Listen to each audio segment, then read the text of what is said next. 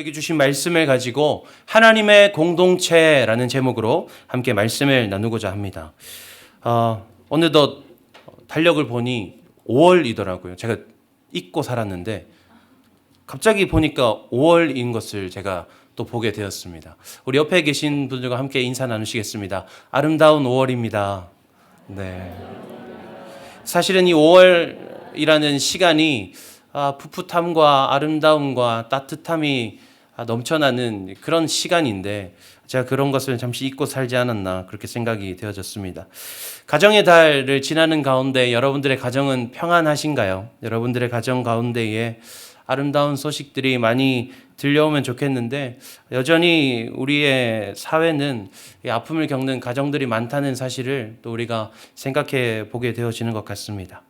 현대 사회의 여러 가지 문제들을 이야기할 때에 빼놓을 수 없는 것이 바로 가정에 대한 문제인 것 같습니다. 가정 문제는 한국뿐만 아니라 세계적인 사회적인 이슈인 것 같습니다. 한 조사에 따르면 한국 사회 안에 이혼과 사별 또 미혼모 등의 이유로 이루어진 한부모 가정이 전체 가정의 7%나 된다고 합니다.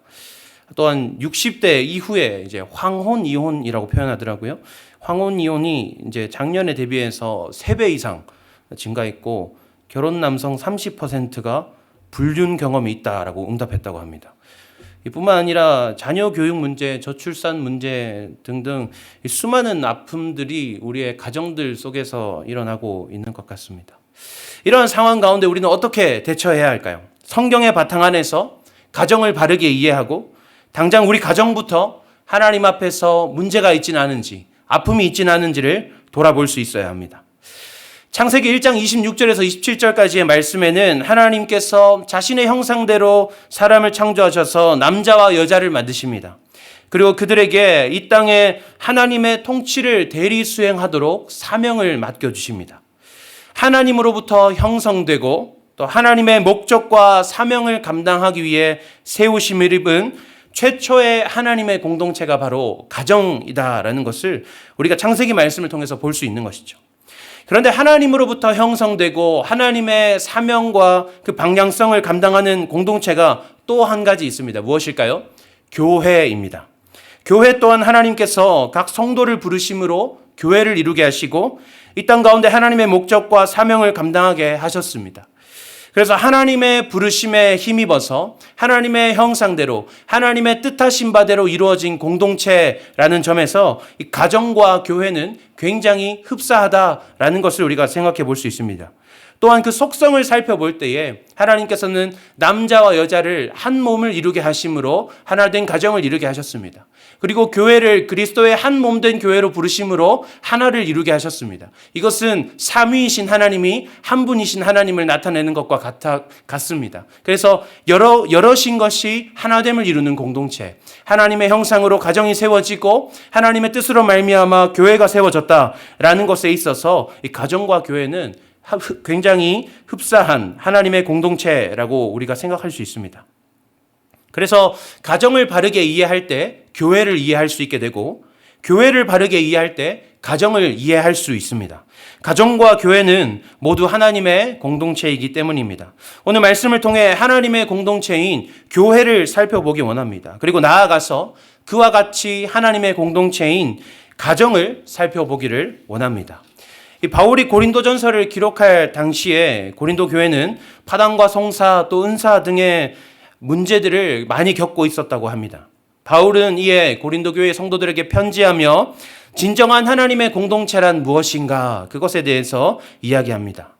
올바른 하나님의 공동체를 어떻게 이루어가는가 그리고 이를 설명하면서 3가지의 핵심 키워드를 사용합니다.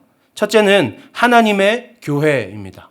둘째는 그리스도의 몸이고 셋째는 하나님의 성전입니다. 우리는 이 3가지 키워드를 하나씩 말씀을 통해 살펴보도록 하겠습니다. 교회란 무엇인가? 첫째는 교회란 하나님의 교회입니다. 교회라는 개념은 신약 시대에 이르러서야 사용되기 시작했습니다.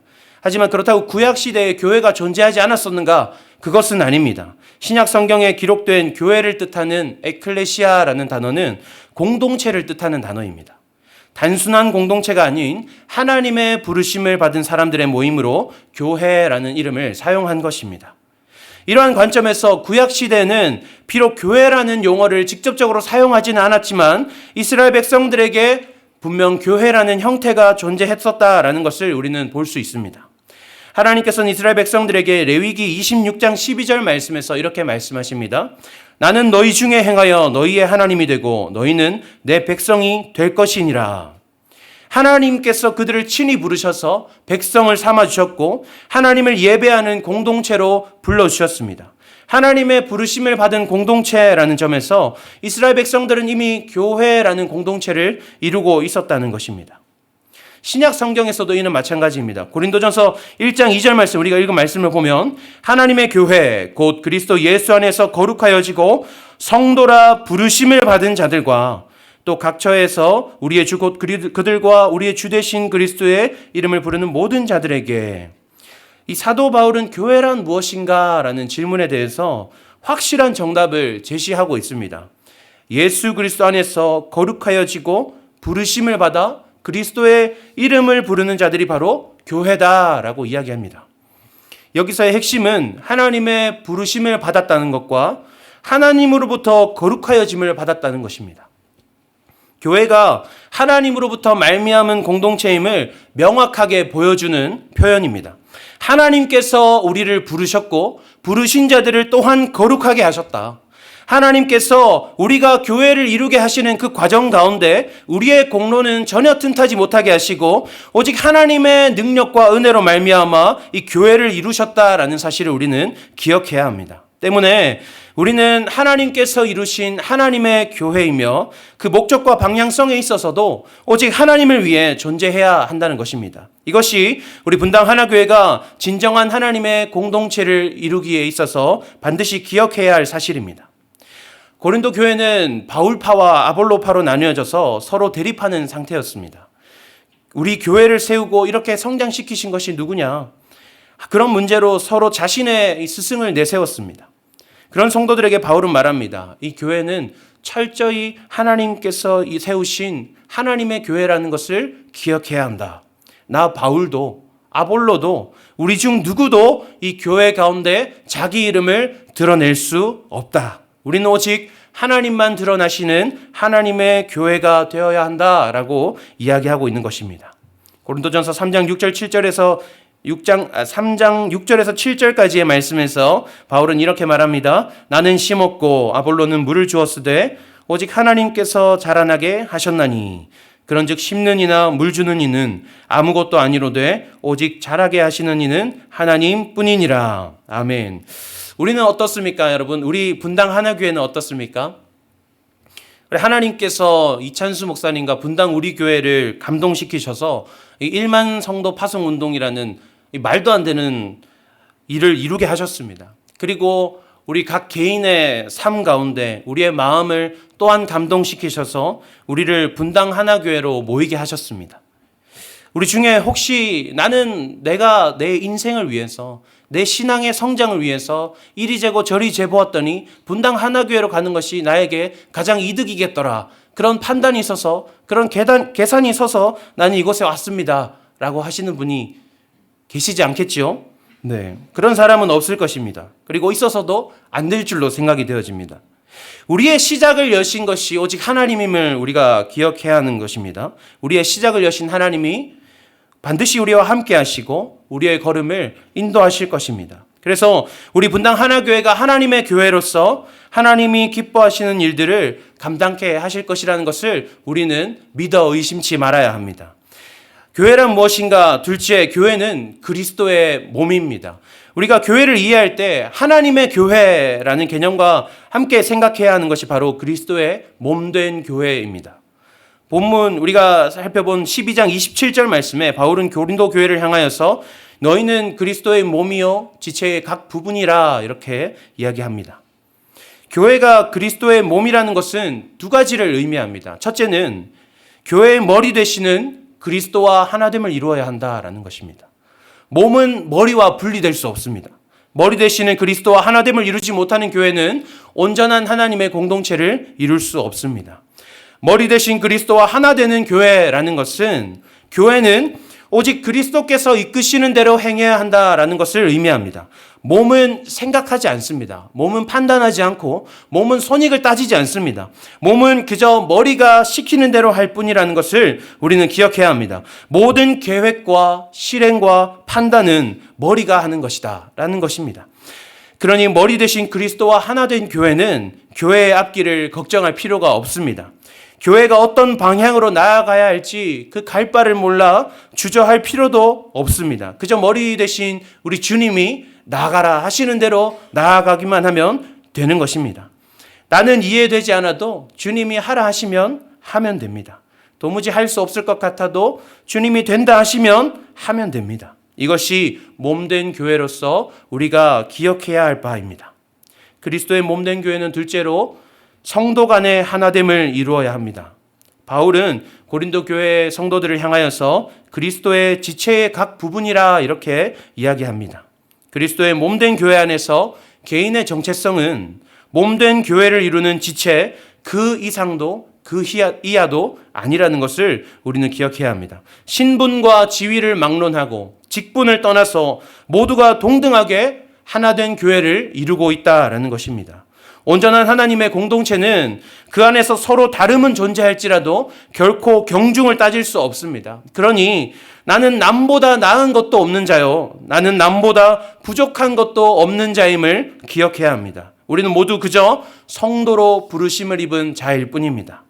다른 지체를 바라볼 때도 마찬가지입니다. 누구의 잘잘못을 따지고 들 필요도 없습니다. 그저 하나님이 이런 나도 성도로 부르셨는데 하나님이 저 사람도 성도로 부르셨구나. 우리는 모두 각자의 부족함을 가지고 있구나. 각자의 연약함을 가지고 있음에도 하나님은 우리가 성도로 모여 함께 교회를 이루게 하셨구나 라는 것을 기억하면 됩니다. 우리는 각기 모양이 다른 퍼즐처럼 보일지라도 서로의 다름이 맞닿았을 때 하나님의 온전한 교회라는 아름다운 작품을 그려낼 수 있을 것이라는 확신이 있어야 합니다. 이것이 이해되면 사도행전 2장에서 나타나는 그 초대교회의 아름다운 모습들, 교제하고 물건을 통용하며 구제하고 함께 예배하기를 힘썼던 그 모습들이 우리 교회 안에서 나타날 줄로 믿습니다. 불가능한 것처럼 보일지 몰라도 우리는 그저 외모와 재산과 출신과 성격이 다를지라도 그저 그것은 다른 것일 뿐 내 옆조각임에는 틀림없다는 사실을 인정할 때 우리 안에서 초대교회의 그 하나님이 기뻐하시는 모습이 반드시 일어날 줄로 믿습니다. 모든 성도가 각 지체임을 기억하고 그리스도의 몸된 교회를 이룬다면 충분히 가능한 일입니다. 사랑하는 여러분, 서로 사랑하는 우리가 되기를 소망합니다. 서로가 그리스도의 몸된 지체임을 기억하는 우리가 되기를 소망합니다. 고린도전서 12장 21절 말씀을 보면 눈이 손더러 내가 너를 쓸데없다 하지도 못할 것이고 머리가 발더러 내가 너를 쓸데없다 하지 못하리라 이렇게 기록되어 있습니다. 우리 가운데 우리가 함께하는 일 속에서 그 시간들 속에서 서로가 서로를 바라볼 때 부족한 모습이 보일지도 모릅니다. 나와 다른 것들이 보이고 실망스러운 점이 보일지도 모릅니다. 그러나 머리가 손더러 쓸모없다 하지 못할 것이요 눈이 귀더러 쓸모없다 하지 못할 것입니다. 내가 저분을 두고 쓸모없다 할 수 없습니다. 왜냐하면 우리는 똑같은 하나님의 지체이기 때문입니다. 우리가 이것을 기억하여서 그리스도의 몸된 교회를 이루기를 소망합니다. 교회란 무엇인가? 셋째는 교회는 하나님의 성전입니다. 고린도전서 3장 16절에서 17절의 말씀 우리 함께 한 목소리로 읽어보도록 하겠습니다. 너희는 너희가 하나님의 성전인 것과 하나님의 성령이 너희 안에 계시는 것을 알지 못하느냐. 누구든지 하나님의 성전을 더럽히면 하나님이 그 사람을 멸하시리라. 하나님의 성전은 거룩하니 너희도 그러하니라. 아멘. 구약 성경에서 하나님이 임재하시는 장소는 예루살렘 성전이었습니다. 그리고 본문에서는 이제 우리가 하나님의 성전이라고 말합니다. 바울이 말하는 하나님의 성전이란 물론 신자 개인도 포함하고 있지만 본문에서는 너희라는 복수의 표현을 사용하면서 신자들의 공동체, 즉 교회를 가리킨다는 것을 우리가 볼 수 있습니다.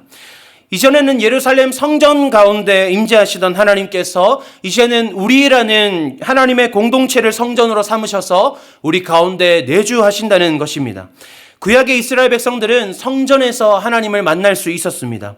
하나님의 임재가 있는 곳이었기 때문에 제사를 통해 그곳에서 하나님을 만날 수 있었습니다. 그러나 이제는 교회된 우리 안에 하나님의 임재가 있습니다.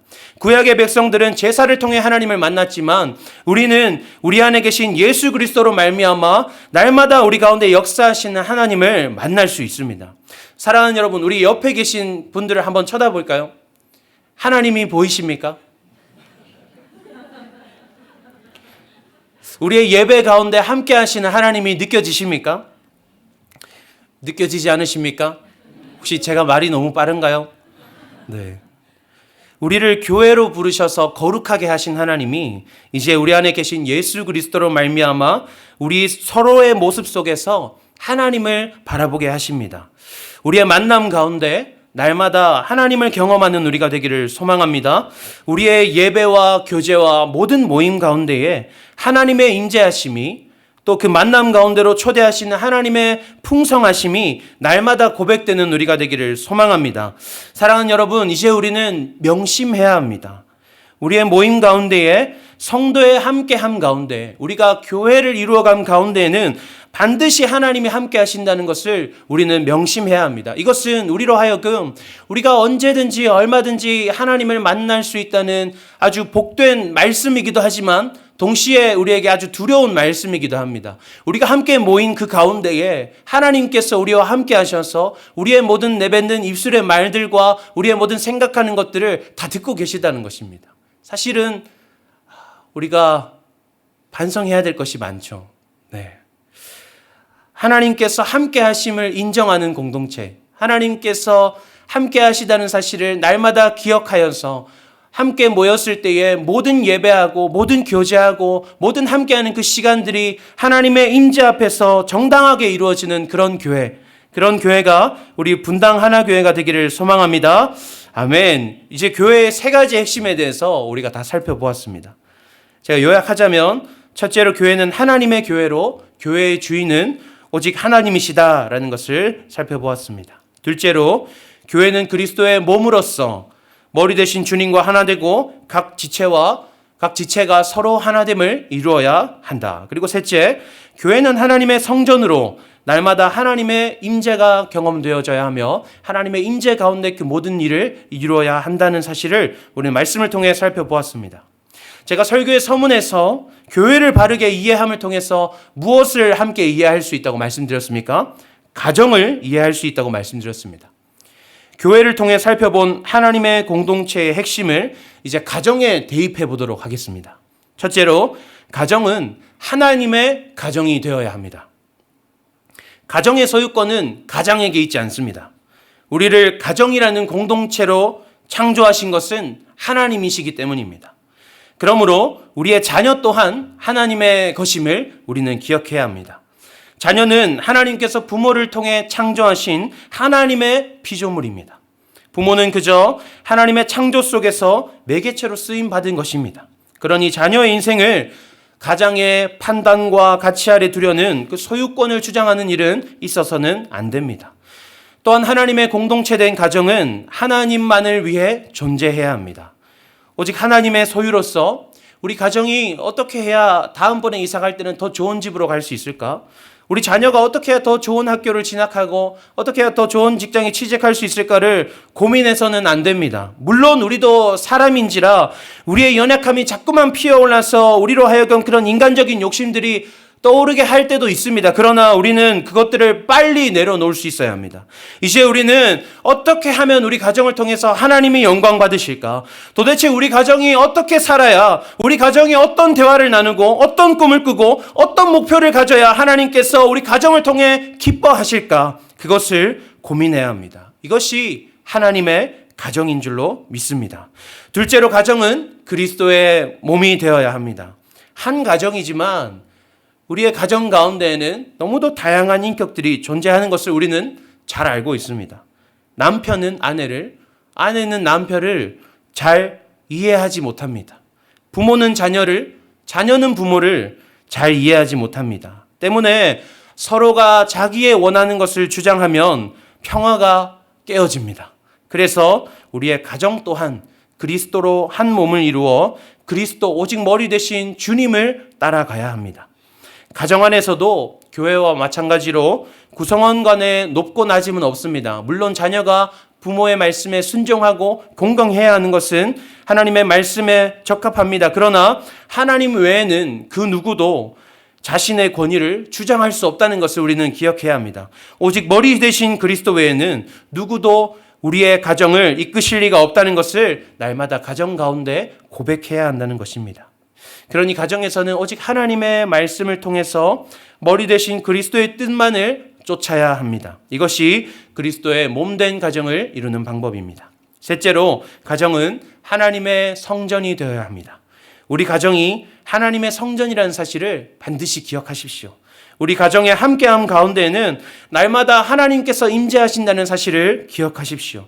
그리고 가정의 모임 가운데에 날마다 하나님을 만날 수 있도록, 그 임재하신 하나님을 누릴 수 있도록 애써야 합니다. 우리는 날마다 말씀과 기도가 충만한 가정을 이루어야 합니다. 그래서 매일매일 하나님을 만나는 우리 가정이 되도록 힘써야 합니다.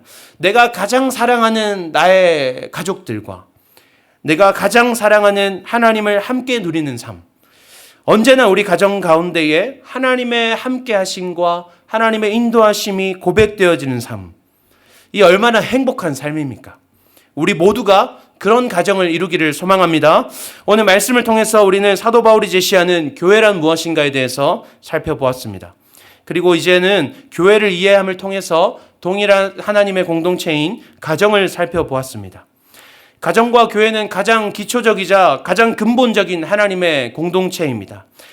사랑하는 여러분, 교회를 바르게 세워감을 통해 가정을 바르게 세우는 우리가 되기를 소망합니다. 또한 가정을 바르게 세우는 것을 통해서 교회를 바르게 세워나가는 우리가 되기를 소망합니다.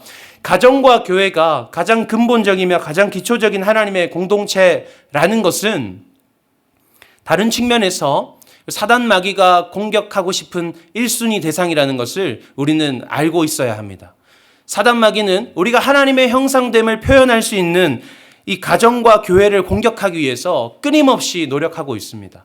그래서 우리 가정이 날마다 흔들리고 우리 교회가 날마다 위기 가운데 처하게 될 수 있다는 것을 우리는 기억해야 합니다. 우리가 가정과 교회 가운데 어려움을 겪고 있는 분도 계실 수 있고 또한 어려움을 겪게 되실 분도 계실 것입니다. 그러나 그 모든 어려움 가운데 그것들은 사단 마귀가 우리 가정이 너무나도 행복해 보여서 우리 가정이 더 이상 하나님을 쫓지 못하게 하려고 우리 교회가 더 부흥할까 봐 겁이 나서 공격한다는 사실을 우리는 기억해야 합니다. 그리고 그보다 크신 하나님께서 여전히 우리와 함께 하시며 우리의 걸음을 인도하신다는 사실을 우리는 기억할 수 있어야 합니다. 날마다 그 사실을 기억하여서 바른 가정과 바른 교회, 바른 하나님의 공동체를 세워가는 우리 모두가 되기를 소망합니다.